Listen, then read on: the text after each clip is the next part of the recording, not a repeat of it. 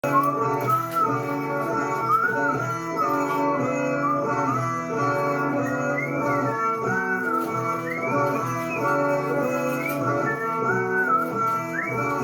están, chicos? Bonito día.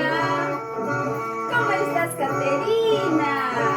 Gabriela, hijita.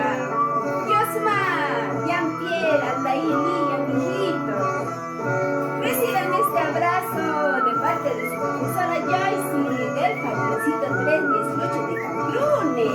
También quiero mandar muchos abrazos a mis papitos, a mis mamitas. ¿Quién les cuida a ustedes, a mis niños? ¿Ya, chicos? Y ustedes se preguntarán, ¿qué pasó con la profesora Joyce? ¿Por qué hoy día se vino vestida así? ¿No es cierto?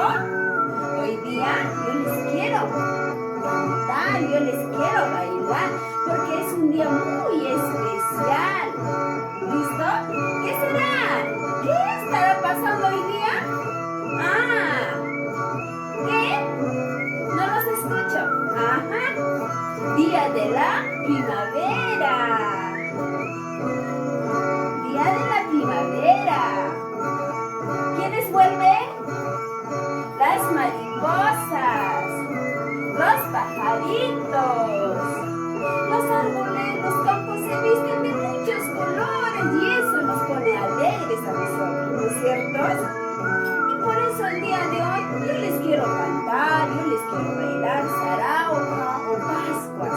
Seguramente que ustedes en Cambrune, por Sonoa, han visto este baile. Es patrimonio cultural de la nación. Tenemos que bailarlo. Tienen que bailar ustedes también. ¿Ya, chicos? Pero yo en esta oportunidad les voy a cantar en aymara, la lengua materna de mis abuelos, de mí y de sus abuelos también, ¿no?